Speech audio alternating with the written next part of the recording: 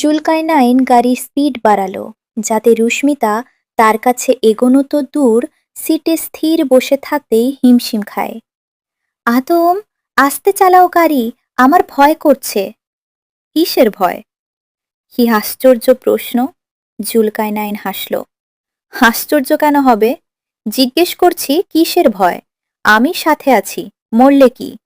আমার সাথে মরার শখ নেই তোমার? ধীরে ধীরে স্পিড কমল।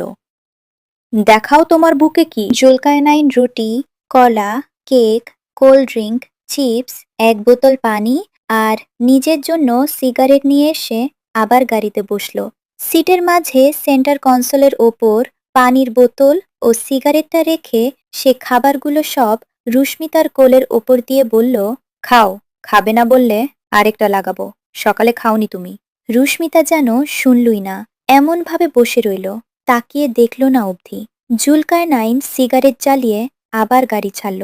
রুশ্মি, আগেরটা কি গাল থেকে উড়ে গেছে বাতাসে? কথা শোনো, be a good girl. Zulkarnain রুটি, কলা, কেক, কোল্ড ড্রিঙ্ক, চিপস, এক বোতল পানি আর নিজের জন্য সিগারেট নিয়ে এসে আবার গাড়িতে বসল।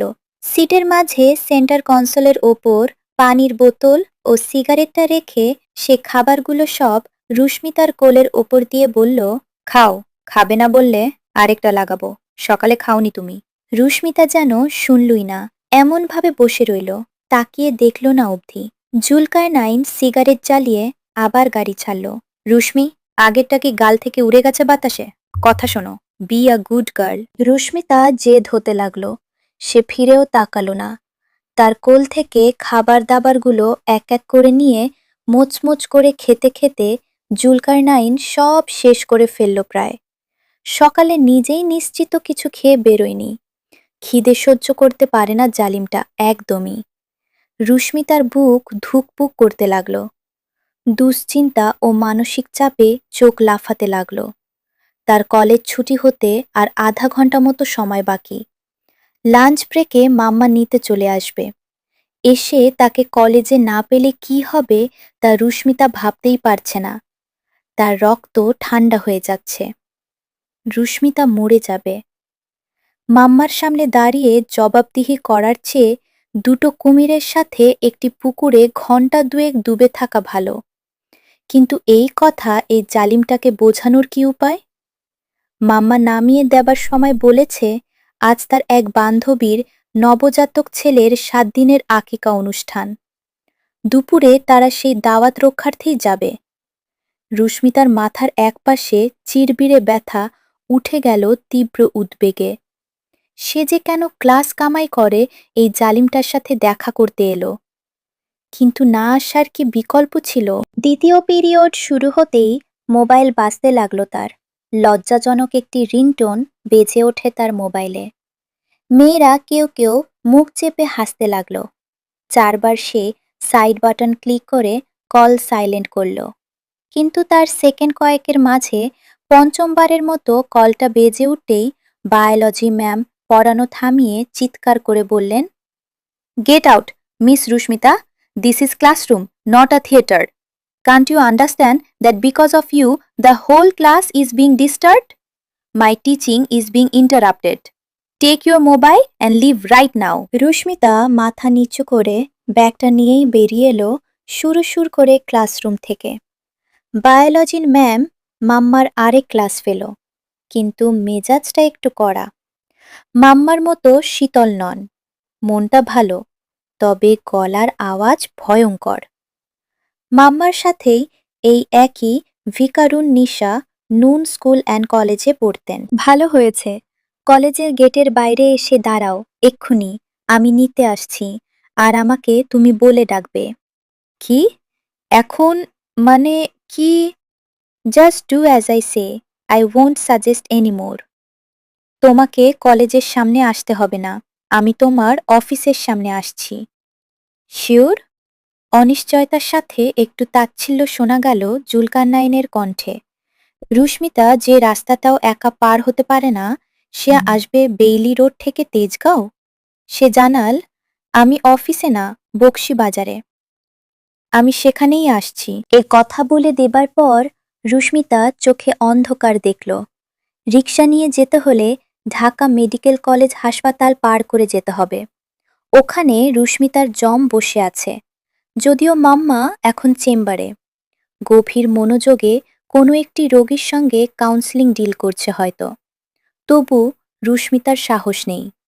সে কি ভেবে কি থেকে কি করবে বুঝে না উঠে অযাচিতভাবে লোকাল বাসে চড়ে পড়ল, এবং এখন মনে হচ্ছে এটা তার জীবনের একটা উল্লেখযোগ্য ও স্মরণীয় ভুল। ঘণ্টা দুয়েক গাড়ি চলার পর আচমকাই রুস্মিতার মনে হতে লাগল এবার গাড়ি যে পথে চলছে সেই পথটা তার চেনা। সে রাস্তার পাশের দোকানপাটের ব্যানার দেখার উদ্দেশ্যে মুখ বাড়িয়ে দিতেই একটু চমকে উঠল। এটা দাদুবাড়ি পথ না? জুলকারনাইন এদিকে কেন যাচ্ছে? আরও কিছু দূর গিয়ে জুলকারনাইন যে পথে গাড়ি ঘুরালো, রুস্মিতা রীতিমতো চোখ বড় বড় করে ফেলল। একসময় আর নীরব না থাকতে পেরে রাগ ক্ষোভ ভুলে উৎকণ্ঠিত স্বরে বলে উঠল, আমরা কোথায় যাচ্ছি? এদিকে কেন যাচ্ছ? এদিকে? তুমি চেনো নাকি এদিকটা? চিনব না কেন? জুলকারনাইনের বাম ভ্রু উঁচু হল। ও, চেনা জানাও আছি রুস্মি? Shit shit. আদম, আমার দাদুবাড়ির রাস্তা, চেনা জানা থাকবে না? সঙ্গে সঙ্গে গাড়ির ব্রেক কষল জুলকারনাইন। রুস্মিতা ছিটকে পড়তে যাচ্ছিল। জুলকারনাইন আবারও একইভাবে তার সামনে হাত প্রসারিত করে ধরল। এরপর সরু চোখে তাকিয়ে বলল, দাদুবাড়ি? যা শালা, দাদুবাড়িতে এসে এসেই কি ঘটনা ঘটেছে নাকি রুস্মি? রুস্মিতা চেঁচিয়ে উঠল, কি বলছো? পরিষ্কার করে বলো না কেন কিছু? আচমকা বাম হাত দিয়ে ঠাস করে রুস্মিতার মুখ চেপে ধরল জুলকারনাইন। মুখটা কঠোর ও বিকৃত হয়ে উঠল তার। চেঁচাবি না, একদম দম আটকে মেরে ফেলব। দাদুবাড়িতে কেমন আসিস? প্রায় আসা হয়? মুখ চেপে ধরে জবাব পেতে অপেক্ষা করা জাহিলটাকে কি করা যায়? রুস্মিতা বুঝে উঠল না। বিশাল হাতের থাবায় তার নাকটা অবধি কয়েদ হয়ে আছে। শার্টের হাতা থেকে বাতাসে ভেসে কড়কড় করে কেবল একটা তীব্র ম্যান পারফিউমের ঘ্রাণ আসছে। কিন্তু দম ফেলতে পারছে না রুস্মিতা। গমিয়ে উঠে সে মুখ ছাড়তে ইশারা করল। কথা বলো রুস্মি, ধৈর্যের পরীক্ষায় বরাবরই খারাপ আমি। কি বলতে চাও তুমি? কি জানতে চাও? জোরে জোরে শ্বাস ফেলে হাঁপাতে লাগল রুস্মিতা। জুলকারনাইন কপালে হাতের মুঠো ঘষতে লাগল। তার মুখের ত্বক লালচে হয়ে উঠতে লাগল। ডাইয়ানকে? রুস্মিতার দম বন্ধ হয়ে গেল। পেটের ভেতরে পা গুলিয়ে এলো প্রশ্নটা কানে আসতেই। সর্বনাশ হয়েছে। বাঘের ভয় যেখানে, সেখানে সন্ধ্যা হয়ে গেছে। রুস্মিতা কিছু বলতে মুখ খোলার আগেই জুলকারনাইন বলল, আমার গাড়িতে উঠতে সমস্যা, আমার দেয়া উপহার নিতে সমস্যা, আমার কেনা সামান্য একটা আইসক্রিম খেতে গলায় কেটে পড়ে, আমার কল রিসিভ করতে কলিজা ফাটে, আমার সঙ্গে ৫টা মিনিট কথা বলে আমাকে একটু শান্তি দিতে ভয় করে, কিন্তু অন্যের সাথে রেস্টুরেন্টে বসে হেসে হেসে ইভনিং ডেট সারতে? চুপ চুপ, আমার কাজিন ওটা, আমার কাজিন দাইয়ান, বড় কাকার ছেলে। রুস্মিতা কোষে ঘুষি মারল দুটো জুলকারনাইনের বাহুতে। আর একটা বাজে কথা বললে এখানেই নেমে যাব। তুমি জোর খাটিয়ে কি করতে পারো দেখব। জুলকারনাইন শক্ত করে রুস্মিতার হাতটা মুঠোয় চেপে ধরে দাঁত কিরমির চাপ দিল। ওহ ওহ, আচ্ছা, আমি তো তাইলে শালা থার্ড পার্টি? কাজিনে কাজিনে লীলা খেলা? ঠিক আছে। একটা দীর্ঘশ্বাস ফেলল জুলকারনাইন। থোহ, যাও পাখি বলো তারে, চুট তোমার কাজিনের মারে। দেরি করবে না, শুধু প্র্যাকটিক্যালটা দেখেই আবার ঠিক এখানে ফিরে আসবে ৫ মিনিটের মধ্যে, কেমন? দেরি হলে আমি এগিয়ে গিয়ে ভেতরে ঢুকে পড়তে পারি।